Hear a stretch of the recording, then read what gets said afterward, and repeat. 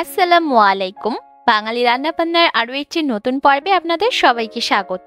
আজকের পর্বে তৈরি করে দেখাবো ঘরে থাকা ডিম আর পাউরুটি দিয়ে খুবই সহজে আর চটজলদি তৈরি করা দারুণ মজার একটা নাস্তার রেসিপি। আশা করছি আপনাদের সকলের কাছে রেসিপিটা ভালো লাগবে। নাস্তাটা তৈরি করার জন্য আমি এখানে 2 টুকরা স্লাইসড ব্রেড ব্যবহার করেছি। এবার প্রথমেই ব্রেডের একটা সাইড থেকে বাড়তি অংশটাকে আমি কেটে বাদ দিচ্ছি। আর এই যে সাইডের অংশটাকে কেটে বাদ দিলাম, এটা কিন্তু ফেলে দেওয়া যাবে না। আপনারা চাইলে এই সাইডের অংশগুলো দিয়ে ব্রেড ক্রাম্বও তৈরি করতে পারেন।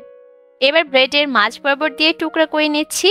আর দেখতেই পাচ্ছেন টুকরাটা আমি কিভাবে করেছি। আপনারা যদি নাস্তার পরিমাণ বাড়িয়ে করতে চান সেক্ষেত্রে পাউরুটির পরিমাণটাও বাড়িয়ে নিতে হবে। এবার একটা বাটির মধ্যে 2টা ডিম ভেঙে নিয়ে নিলাম আর এর মধ্যে দিয়ে দিলাম সামান্য একটু লবণ। এবার খুব ভালোভাবে ডিমগুলোকে ফেটিয়ে নিচ্ছি।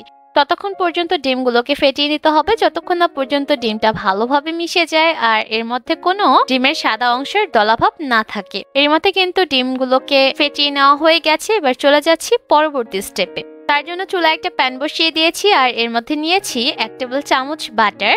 আর বাটারটা যখন মেল্ট হয়ে যাবে তখন এর মধ্যে আমি দিয়ে দিলাম আগে থেকে ফেটিয়ে রাখা ডিম। ডিম দেওয়া হয়ে গেলে এবার যে ব্রেডগুলোকে টুকরা করে রেখেছিলাম সেখান থেকে একটা টুকরা নিয়েছি আর এভাবে করে প্রথমে একটা সাইড ডিম লাগিয়ে নিচ্ছি, তারপর উল্টা করে রেখে দিচ্ছি। একইভাবে করে আরো একটা ব্রেডের স্লাইস আমি দিয়ে দিলাম। আর কাজটা আমি কিভাবে করেছি আপনারা স্ক্রিনে দেখে নিশ্চয়ই বুঝতে পেরেছেন। এবার চুলার আঁচটাকে একদম লো হিটে রেখে রান্না করতে হবে ততক্ষণ যতক্ষণ না পর্যন্ত নিচের এই ডিমটা পুরোপুরি রান্না হয়ে যায়। আর যখন ডিমটা ভাজা হয়ে যাবে তখন এই রুটিটাকে খুব সাবধানে উল্টে দিতে হবে। উল্টে দেওয়া হয়ে গেলে এবার সাইডের ডিমের অংশগুলোকে আমি একটা চামচের সাহায্যে মাঝ বরাবর এনে দিচ্ছি। আর দেখতেই পাচ্ছেন সাইডের অংশগুলোকে কিভাবে আমি এনে দিয়েছি। একটু চাপ দিয়ে ধরলেই দেখবেন খুব সহজে এটা বসে যাবে। 3টা সাইডের অংশ আটকে নেওয়া হয়ে গেলে এবার আমি এখানে সামান্য একটু টমেটো সস দিয়ে দিচ্ছি। সেই সাথে দিয়ে দিলাম গ্রেট করা মোজারেলা চিজ। আর চিজ দেওয়া হয়ে গেলে এবার এই অংশটাকেও আমি আটকে নিচ্ছি। আর আটকে নেওয়া হয়ে গেলে এবার একটা ভাঁজ দিয়ে দিচ্ছি।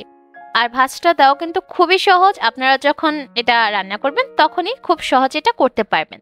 এবার 2টা সাইড আর 2-1 মিনিট ভেজে নিয়ে এই নাস্তাটাকে নামিয়ে নিতে হবে। ব্যাস, এবার গরম গরম পরিবেশন করুন ডিম আর পাউরুটি দিয়ে তৈরি এই ঝটপট নাস্তা।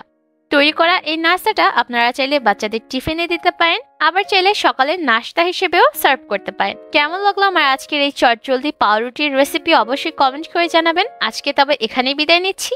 আল্লাহ হাফেজ।